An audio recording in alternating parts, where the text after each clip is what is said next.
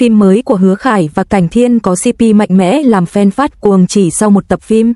Lạc Hữu Nguyên phá vỡ khuôn mẫu của phim cổ trang, cây thương nhuốm máu của Hứa Khải chạm đất, Cảnh Thiên cắt dây buộc tóc thành dây cung và hai nhân vật mạnh mẽ đối đầu nhau trước khi ký tên. Nụ cười dịu dàng của Tăng Lệ khắc họa câu nói, sự ổn định cảm xúc còn nguy hiểm hơn cả tiếng hét. Bộ phim sử dụng những cảnh quay chiến trường chân thực, ống sắt thật và thương tua rua đỏ với cao trào mỗi 10 phút, nhớ đeo niềng răng nếu bạn muốn tận hưởng những khoảnh khắc ngọt ngào này. Tôi đang lướt trang chủ vào sáng sớm thì một bài đăng có tiêu đề Lạc Du Viễn bất ngờ xuất hiện, ngay lập tức xua tan cơn buồn ngủ của tôi. Trước khi nhấp vào, tôi cứ nghĩ đây chỉ là một bộ phim cổ trang kinh phí thấp khác, nhưng sau khi nhấp vào Hứa Khải, Cảnh Thiên, Tăng Lệ và Lưu Vân Ninh đều có tên trong danh sách, khiến dàn diễn viên ngay lập tức nổi bật. Điều hấp dẫn hơn nữa là tiền đề, một vị tướng trẻ lạnh lùng bên ngoài nhưng ấm áp bên trong nhân một nữ chỉ huy quân đội xảo quyệt và táo bạo, thời thế hỗn loạn cộng âm mưu chính trị cộng hai nhân vật mạnh mẽ giống như một câu chuyện trong tiểu thuyết Tấn Giang. Và phần bình luận bùng nổ sau tập đầu tiên, lần chạm trán đầu tiên trên chiến trường, lưỡi kiếm chạm xương đòn, Lý Dịch do Hứa Khải thủ vai, không xuất hiện với màn xoay tròn chậm rãi, thay vào đó anh ta bê bết máu, mũi giáo cắm phập xuống đất, một cảnh tượng thất bại đích thực. Máy quay chuyển sang Thôi Lâm, do Cảnh Thiên thủ vai, đang khom lưng sau tường thành, ăn lương khô, tay áo phủ đầy bụi, lẩm bẩm, không đánh nhau thì tiết kiệm lương. Hai người nhìn nhau qua làn khói chiến trường, một người muốn thoát ra, người kia canh giữ lương thực, không nói một lời, họ bắt đầu giao chiến. Phần bình luận tràn ngập, cuối cùng không còn cảnh yêu từ cái nhìn đầu tiên, xoay vòng trong phim cổ trang nữa, đầu tiên là đụng độ, sau đó là bị đánh dấu cực kỳ thỏa mãn. Mưu đồ chính trị, mỗi cái nhìn của Tăng Lệ đều là một màn trình diễn, vai diễn Tiêu Phi của Tăng Lệ tuy ngắn ngủi nhưng lại cuốn hút đến từng câu thoại. Đối mặt với kẻ cướp ngôi Tôn Tĩnh, câu nói giữ gìn tình cảm, giữ mạng trước đã của cô đã vạch trần quy luật sinh tồn của một thế giới hỗn loạn. Không hề la hét, không hề gào thét, chỉ với một nụ cười dịu dàng, cô đã truyền tải hoàn hảo sự tách biệt giữa tình cảm và lập trường chính trị. Khán giả thốt lên, đây đúng là mưu đồ hoàng cung của người lớn. Sự điềm tĩnh trong cảm xúc còn nguy hiểm hơn cả tiếng hét. Nữ chính hướng đến sự nghiệp, Cảnh Điềm rũ bỏ hình tượng ngây thơ và trong sáng. Thôi Lâm không đi theo công thức truyền thống, người phụ nữ cải trang thành đàn ông bị phát hiện ngại ngùng bỏ chạy. Khi Lý Dịch phát hiện mình là phụ nữ, phản ứng đầu tiên của cô là đá anh ta xuống ngựa, rồi cắt dây buộc tóc thành dây cung, biến sự xấu hổ thành lợi nhuận với câu thoại, xem đủ rồi thì trả tiền. Đạo diễn không dùng bất kỳ bộ lọc làm mịn da nào, thay vào đó, anh cho cô những cảnh cận cảnh đôi môi khô nứt nẻ do gió cát, ngay lập tức tăng thêm tính chân thực của chiến trường. Sự thay đổi chính nghĩa của nam chính, Hứa Khải bỏ đi vẻ mặt lạnh lùng. Lý Giật tuy có vẻ lạnh lùng, nhưng miệng lúc nào cũng văng vẳng chữ dân thường.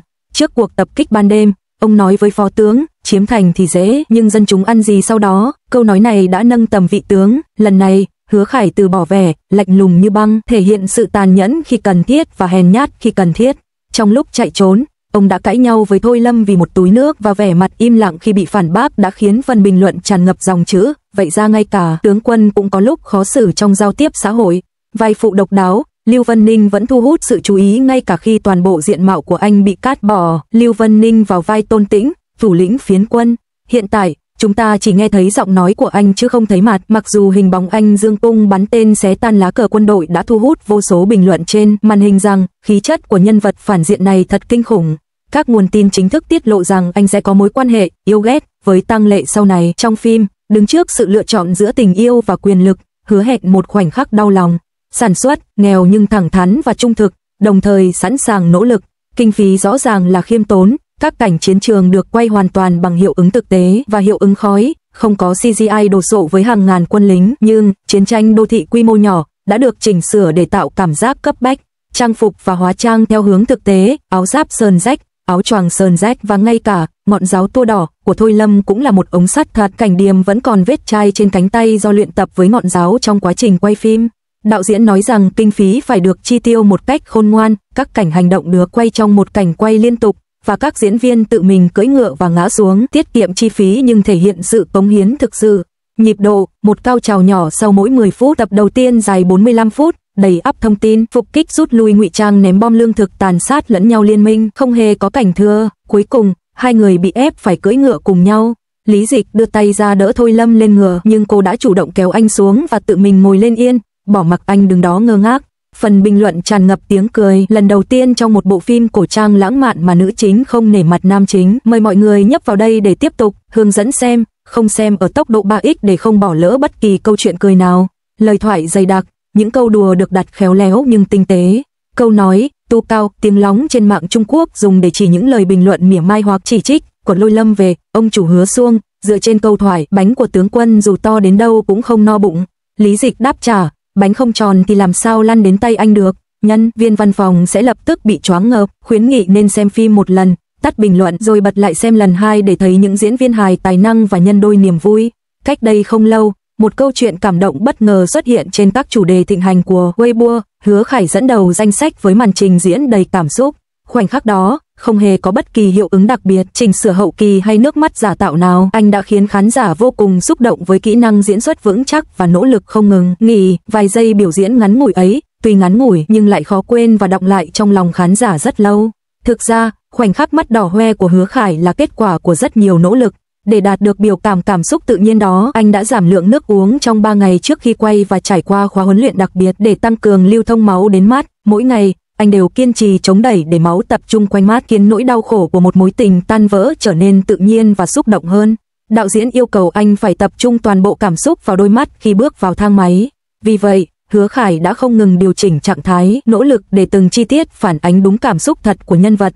Trong quá trình quay phim, Hứa Khải đã tương tác rất tình cảm với Tú Cưng, trên màn ảnh của mình một chú chó trung thành. Khi chú chó liếm mặt mình, anh cảm nhận được cảm xúc thuần khiết này một cách trọn vẹn và gửi gắm tâm tư của mình vào nhân vật. Để nhập tâm hơn vào nhân vật, anh thường nghe những bản nhạc buồn, dần dần đắm chìm trong những cảm xúc đau lòng cho đến khi có thể diễn tả cảm xúc của nhân vật một cách tự nhiên. Trong suốt thời gian vào vai thám tử mù, Hứa Khải đeo một chiếc bịt mắt dày cộp và ở trong nhà suốt một tuần, ghi nhớ từng chi tiết của từng cảnh quay chỉ bằng đôi tai.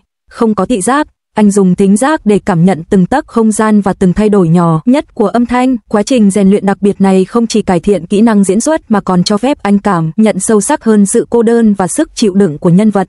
Tại Học viện Điện ảnh Bắc Kinh, Hứa Khải được dạy phương pháp cắt khuôn mặt thành 24 khung hình để hiểu rõ những thay đổi tinh tế trong biểu cảm khuôn mặt. Trong lúc chờ đợi ở hậu trường, Hứa Khải thường lấy một chiếc gương nhỏ ra và luyện tập sóng cảm xúc trên khuôn mặt, liên tục điều chỉnh để nắm bắt được nội tâm tinh tế của nhân vật. Mỗi giọt mồ hôi, mỗi chút nỗ lực đều đưa anh tiến gần hơn một bước đến màn trình diễn hoàn hảo. Hiện tại, 8 tập phim Lạc Yêu Nguyên đã được phát sóng. Tuy chưa tạo được tiếng vang lớn trên mạng xã hội nhưng phim đã trở nên phổ biến trong một cộng đồng nhỏ nhờ cốt truyện chân thực và gần gũi. Nếu bạn đang tìm kiếm một cặp đôi mạnh mẽ, thông minh, một câu chuyện tình yêu mà cả hai nhân vật chính đều thông minh và không muốn bị choáng ngợp bởi những màn lãng mạn quá ngọt ngào, giả tạo, bạn có thể thêm phim này vào danh sách theo dõi. Lời nhắc nhở cuối cùng, đừng ghép đôi sai người. Đây là một câu chuyện tình yêu giữa hỗn loạn, với cả những khoảnh khắc ngọt ngào lẫn đau khổ. Nhớ đeo niềng răng nếu bạn thích sự lãng mạn ngọt ngào nhé.